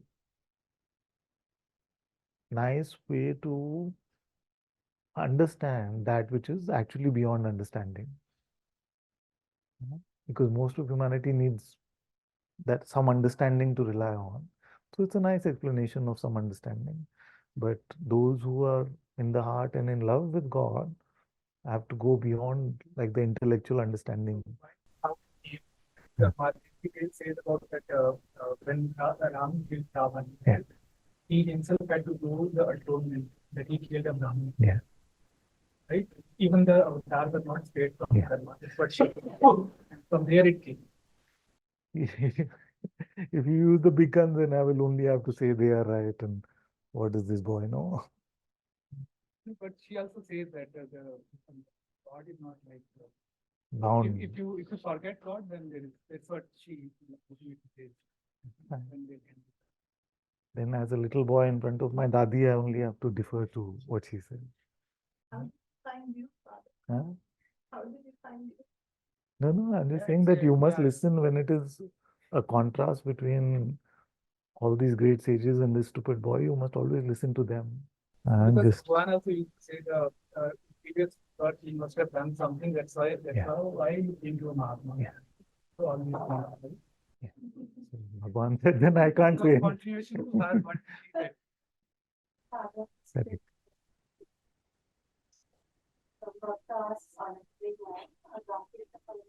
Ah, yeah. He said, I don't talk about it. Really, she did that. She just walked out, so I don't talk about it. about this actually, why many people asked Mahadevi, right? Why Yogiji had that kind of cancer in the end, that was miserable death. Who She had? says Which one? Yogiji Yogi, had, yeah. and even But that is the Bhagwan had- favorite way. Like Maharaj, Nisargadatta Maharaj, Bhagwan Ramana Maharishi, Yogi Ji, all cancer. What she says is that the masters take their disciples same actually. When we prostrate in front of them, what we give them, since they don't have their own anything left. So it is only for our sake. It is in line with what Christianity also says. I only have to agree with. Yogi. And it's not something that I'm just saying to sound funny or something, but really, if the sages are telling us something, then what is this boy to say? You must trust that. You must have faith in that. Nancy, when you think about, you think of him as a loving presence, since there is no face or a persona. Yes, when I meet him as a loving presence in my heart and as that which is even beyond the presence, the sheer invisible, the sheer non-phenomenal.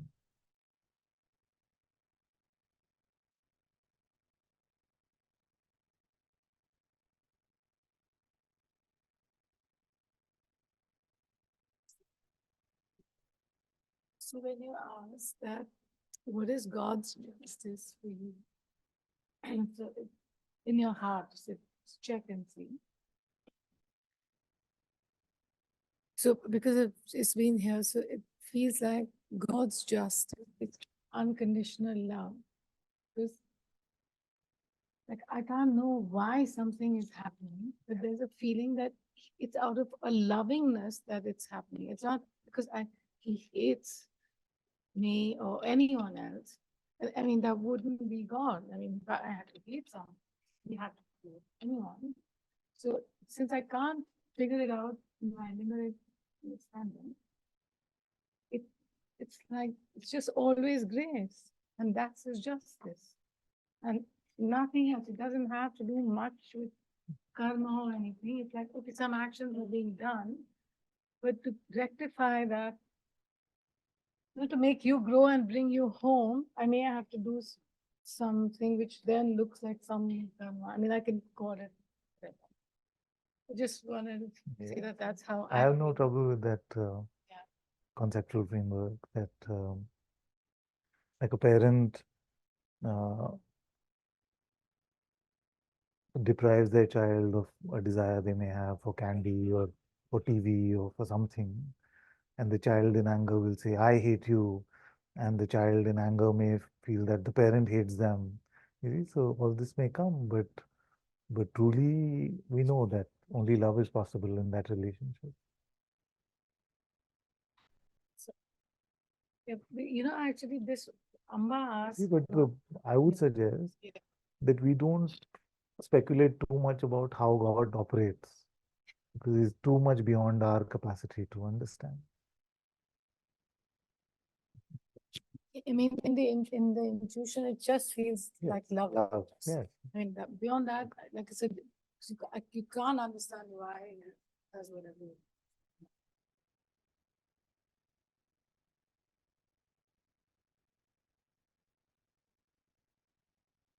If he's here, then we don't have to be troubled around. No, not yours, but I'm saying with other theories and ideas. वो बैठे हैं आपके साथ तो क्या समझना है?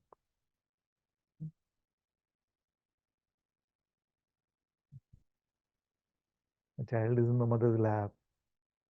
A child doesn't have to understand where the milk comes from, where the love comes from. How will the mother handle this situation? Will she love me or punish me? A child is just happy on the lap. Enjoy, don't worry.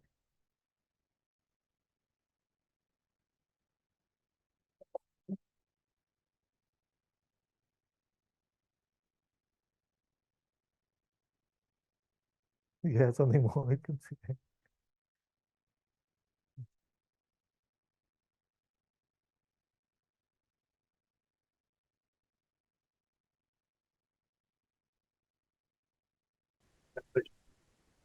Huh? The one you just mentioned, that contemplating that God can change past, can only work in future or past. It's a good question to ask. Shows us the limitations of our faith in a way without realizing it. It's good to send these grenades in sometimes to blow up the blocks.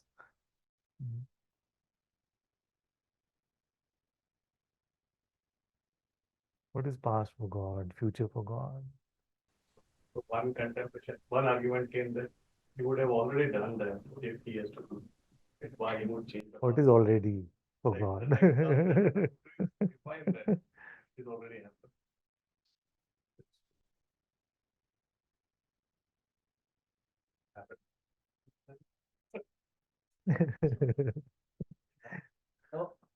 They're the best. They're the best. Advaita. The argument between two Advaitins. All that happens is God's will, but nothing has ever happened. But who knows that? What you asked.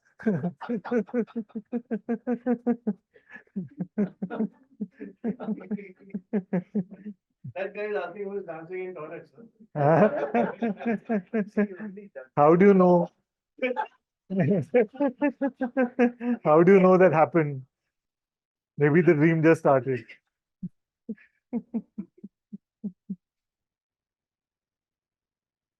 Advaita arguments are the most fun. Chairman? You know if the bathroom is locked or not.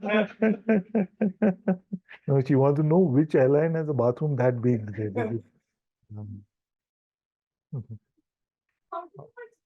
Must be first class or business class. Your judgment. All cattle class में ये सब नहीं होता. Can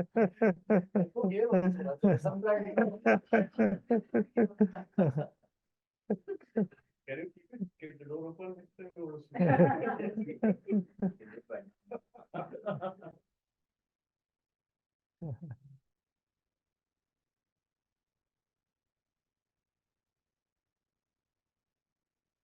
We used to call it the Advaita police. Yeah. Advaita police. Can you hear the siren? The Advaita police is coming.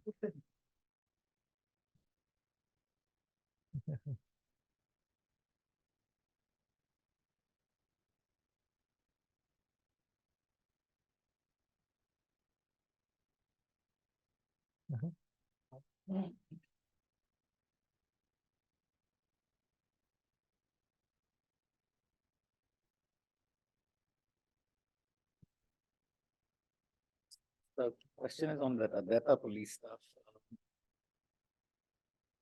So, my journey here has been obviously driven through a lot of suffering, and a lot of the learning has come out of that. And like I was saying last time, a lot of circumstances have just changed by grace, or however we want to describe it. And there's almost like a caution that, don't get too involved in positive change in life.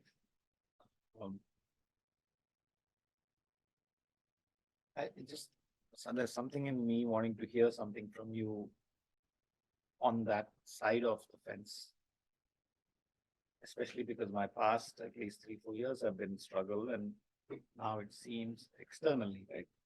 Circumstances are just so happening to be pleasant, let's call it that.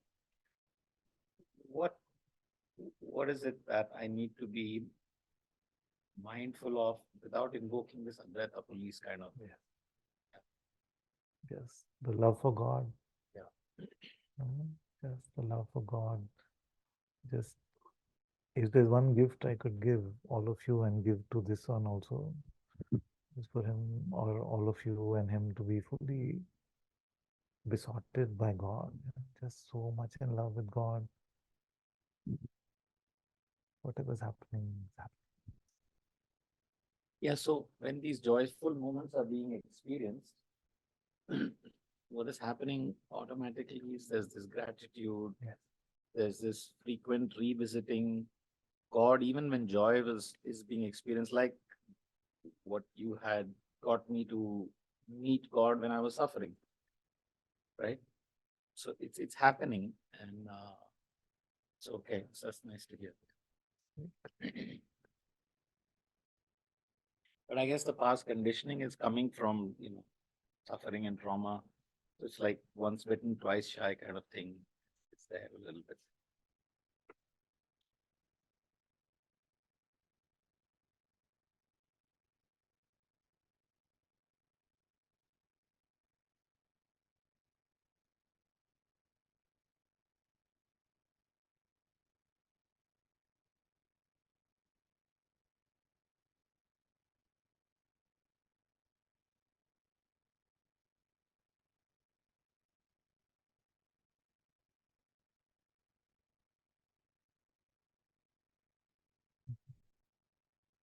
This line from a bhajan just came to me. What is that? The koti ka karma katat parichin mein. What bhajan is that? You sing it or who sings it? Ju. It is said that with the Master's grace, we could have thousands of years of karma which gets all cancelled in one moment. All this conditioning, all these tendencies. If the power of the Sadguru is to clear up all of that, then God is, of course.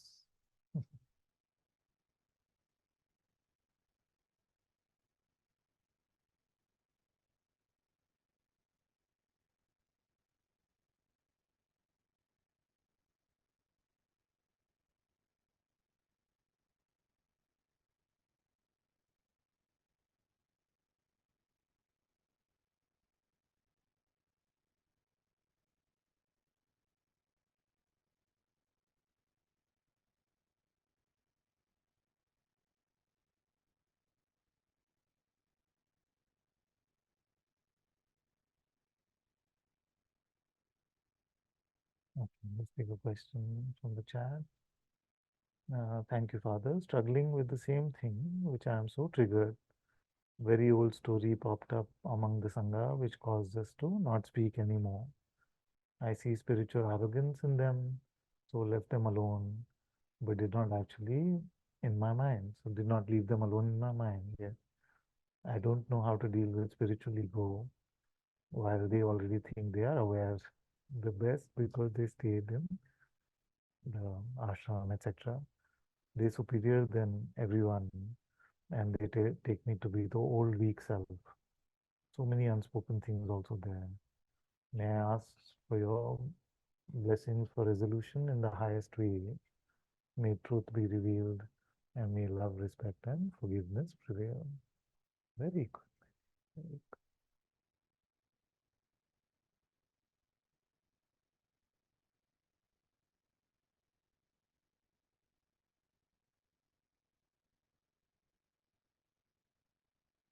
What is important is that it doesn't matter at all what anyone thinks of us. It doesn't matter in the least what anyone thinks of us. If we have to be good, it has to be only good in God's eyes. How to be good in God's eyes is to follow His will. That's all that is important. The rest of it, what this one thinks, what that one thinks, nobody can resolve these things. You see, nobody can resolve these things. I'm the first member of the Sangha, but can I control what all the Sangha members think of me? You never control it. You see? It doesn't really matter. As long as I'm true to my heart, as long as I'm true to God's presence and following His will to the best of my capacity, that's all that is important. So it's best not to get involved in those games at all. What does he think of me? What does she think of me? Doesn't matter. It's just thoughts. Our mind produces nonsense thoughts so much, and they're all nonsense. We recognize that hopefully by now. So how does it matter what the seeming others' mind is producing and what they are believing? And if they are believing, we must feel compassion for them. You see, because they are blocking their own living in God's light. So kindness and compassion must be what we feel for them. Because we would not wish anyone to not live in God's light under any circumstances or conditions, no matter what they have done to us. We would not wish that upon anyone, isn't it? So, yes, sometimes out of love and out of compassion, we can point out that brother or sister, this is what is blocking you. But then we cannot do it from a place of being so weak in our own uh, faith in God that if we don't get exactly the response which our mind wanted from them, then we say like, no, no, I'm not never going to talk to you again. It doesn't, you see, help or this kind of thing. Because if you're truly serving God, then all that matters is that we are doing it in service to God, not what the other person reacts or responds. So if we are going to be instruments of service to him, instruments to his light, then we ourselves cannot get involved in any sort of mind games and mind facades and stances. That is very important. And we must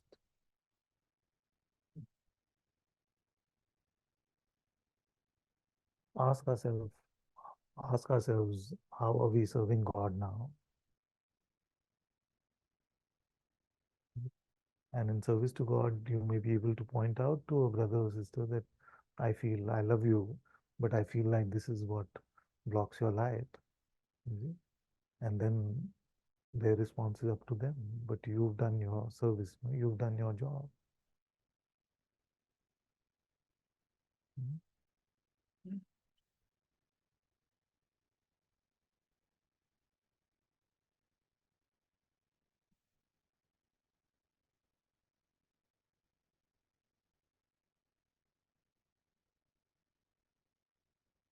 Yes, of course. No. In service to God. Yes, exactly. So we have to follow God's will. How to serve God? To follow His will.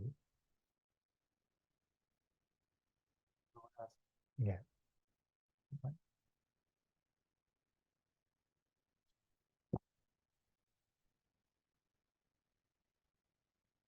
So sometimes after satsang, when you talk about serving, then somewhere I'm very motivated. While walking back, I try to, like, I want him to move me that way. Yes. And Sun, you also said that in case I get tricked, then the intent matters. So then it becomes like I ask myself the intent, like, do I intend to reach home early on time or not late? Is that more important or following? And even then, after that question, I stay quiet, I stand for some time. And somewhere it's not clear what the intent is when I decide to walk further ahead, and then somewhere I stop, but that it's not very clear. Is it just me wanting to get home, or is it really in moving or? Yeah. So to be empty and then to allow him to move you or to guide you is to follow God's will. But if you feel like we can't be empty at this moment, then we just, as long as we can truthfully say that my intention is to really follow your will, Father. Now, whether it moves or not, whether I get the guidance or not, is all I surrender all of that to you. But truly, with integrity, if we can make that prayer, then we don't have to worry so much about whether we went left or right and whether we. Just that making that, in that moment, I had that intention, but what if actually, what if I just want, like, I don't know how to say it. You're worried that you could be putting on this facade, but actually serving yourself. Is it like that? Something like that action happens when I move a bit forward. Yeah. Is that, so though I might say I want to serve him, is that really my intent? Like, why don't you start with while you're at home? That's not really difficult. Like, I don't know. I don't get into some dilemmas then. Then you're able to just be in his will like that. I don't. You see, because what happens many times is the mind gives us projects which are purposely going to trip us up. You see, like earlier when we used to have mostly people attending on Zoom, then many people would say, while I was driving to work, I was doing the inquiry. Then while I was coming back from work, I was doing the inquiry. So I said, what about the rest of the time? And is it okay to do the inquiry while I'm driving? So the mind always gives us these like difficult, sort of complicated seeming things. So let's do the simple ones first. The complicated will take care of itself. So now you're in satsang, empty, empty, empty.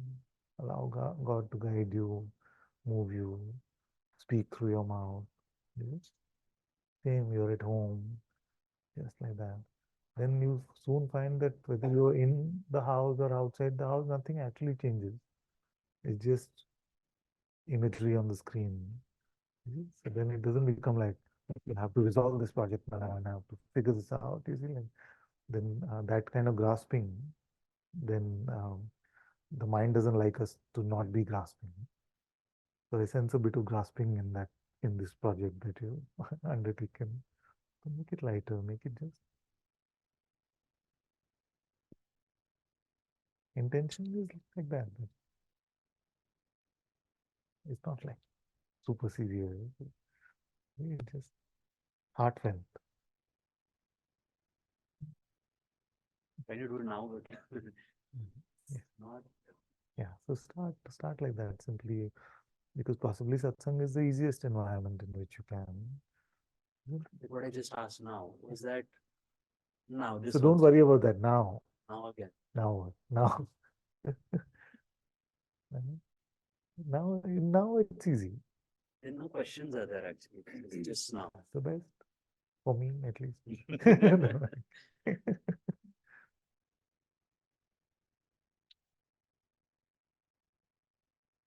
When we try to insert God into our journey, then it is difficult. When we meet God now, then it is easy. When we try to make an always out of it, when we try to make it fix something that we think should change. No, now. Now.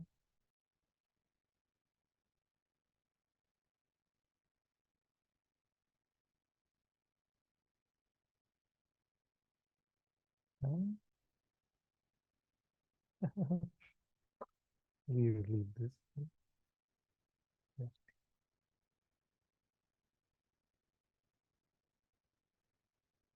If you're struggling, remember what we spoke about. If you're struggling, then you're using the wrong instrument. Don't evaluate too much.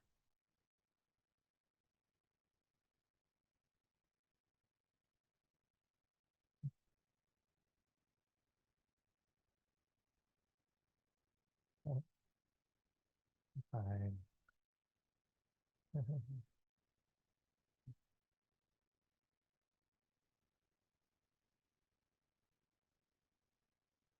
I have a question, but I don't know who's doing it. Oh, that compartment, just leave it where you want to know, where you're figuring it out. What does your nose want? At least you leave the head and come a little lower on the way to the heart. Maybe it's too much of a leap. So you just take a step.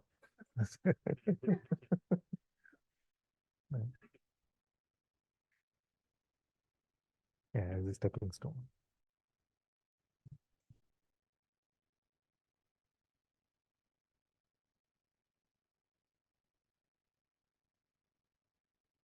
Yeah.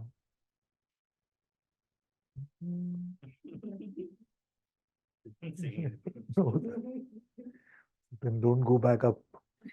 Go further down.